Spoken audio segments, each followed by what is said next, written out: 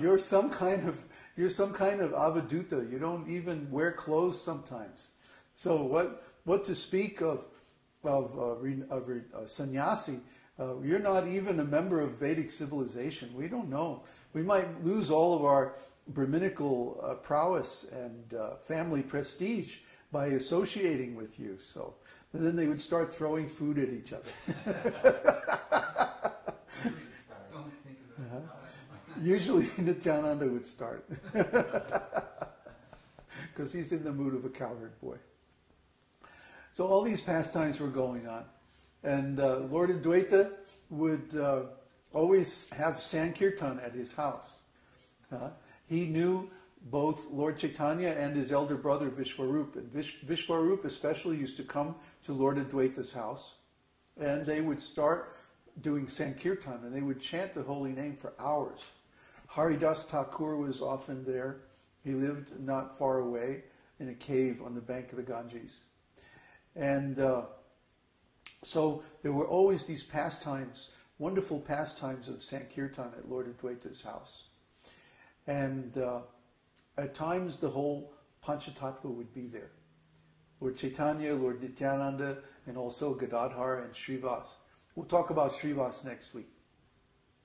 But Lord Advaita, he was not only the incarnation of Lord Mahavishnu, he was also a partial incarnation of Lord Rudra, Shiva. And so he would often get into this mood of anger. Rudra means anger. So he would get into this mood of anger and he would say, I am going to kill all the atheists. And he would stomp around and get real angry and get into this mood. And then he'd talk about ranting. I mean, Advaita could rant he was the original ranter. He was really something. So he would get going and he would just start saying, I'm going to kill the atheists. I'm going to destroy all their cities and the Muslim government and everybody. He was just horrible. Nobody could stop him. So all of his disciples and devotees, as soon as Lord Chaitanya revealed his actual identity, then they all became devotees of Lord Chaitanya. So all the followers of Madhavendra Puri, all the disciples of Vishwara Puri, all of Lord Chaitanya's students of grammar, and all of the Brahmins that he defeated in debate, they all became disciples.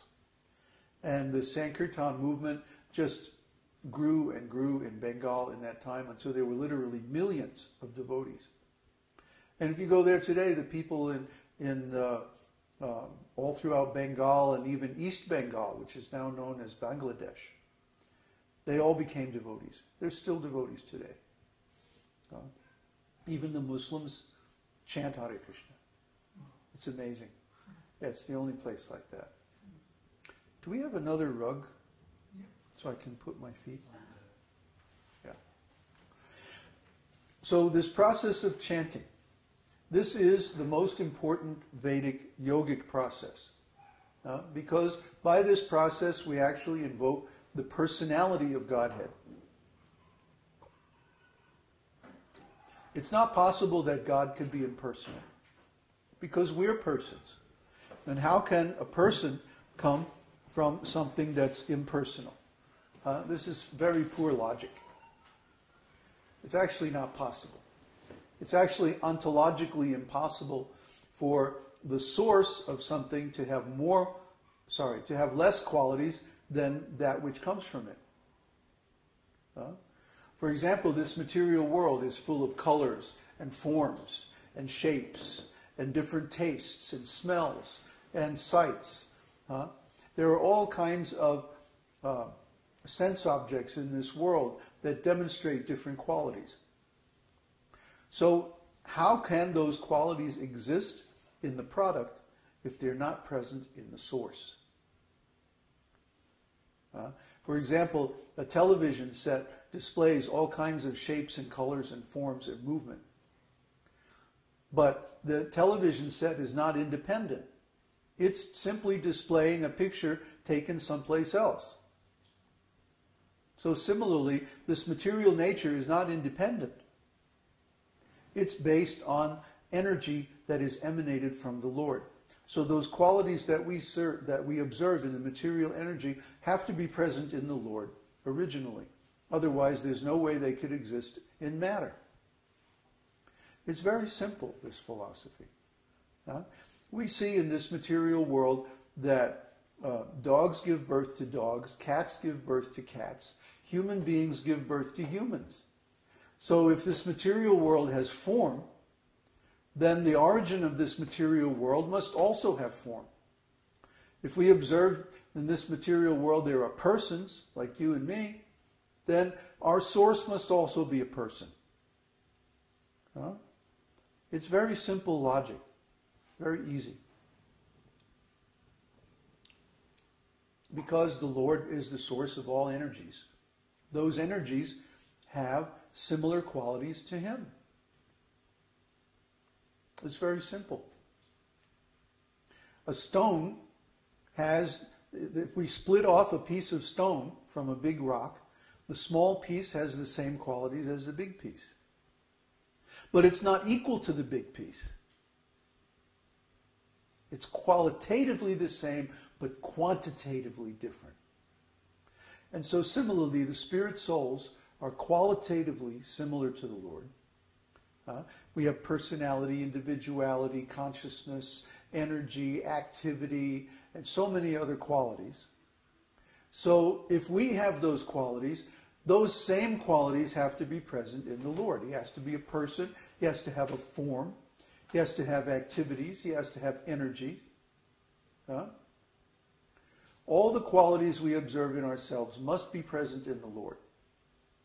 Otherwise, it's ontologically impossible that He could be the origin of all of these living beings.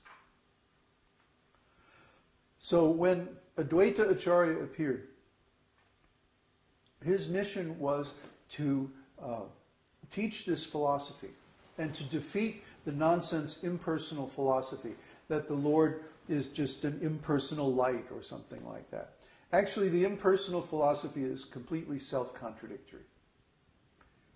They try to say that the impersonalism is based on the Upanishads. But the Upanishads are part of the Vedas. And where do the Vedas come from? The Vedas come from Lord Narayan, Lord Mahavishnu. It's the sound of His breathing. He doesn't even have to make an effort to produce the Vedas. Just by breathing, automatically the Vedas are produced. The spiritual sound vibration. So that, The sound of truth. The sound of truth, right. Whatever the Lord says, that is truth. Not just any kind of truth, but absolute truth. So that origin of the Vedas incarnated as Lord Advaita. Try to understand how elevated, how exalted these Pañca-tattva personalities are. Lord Sri Chaitanya Mahāprabhu is Krishna himself, the origin of all other incarnations. Lord Nityananda is his first expansion, Balaram. Lord Advaita is his incarnation, Mahavishnu. Gadādhara Prabhu is the energy, the ecstatic energy of Srimati Radharani, who is Lord Kṛṣṇa's female form. And Śrīvāsādi Thakur is the Lord's greatest devotee. All of them are incarnations of the Lord. If the Lord wants, He can appear in 100 forms at the same time, 1,000, 1,000,000, 1,000,000,000. Actually, He does. He expands Himself in a separate form of Paramatma within the heart of each living entity. And there are millions and billions and trillions of living entities just on this one planet, what to speak of the whole rest of the universe. So He can expand Himself in innumerable forms, like an ocean, simultaneously. He can appear in many places at the same time. Actually, He is everywhere. He is in everything. So there's no question of our being apart from the Lord. The Lord is with us everywhere we go. At every moment, He's completely aware of everything we're thinking, everything we're feeling, everything we're doing. There's no question of keeping a secret from the Lord. But yet, we think that we are separate from the Lord, or that we have our own possessions different from the Lord's. But actually, everything belongs to Him. Even our bodies, even our very soul belongs to the Lord. It's His property. He created it. So if He created it, it belongs to Him. It's His possession. And He has the right to say how it is utilized. So the Lord says that the human life, the human body, the human soul should be utilized in performance of devotional service to Him. And this is only right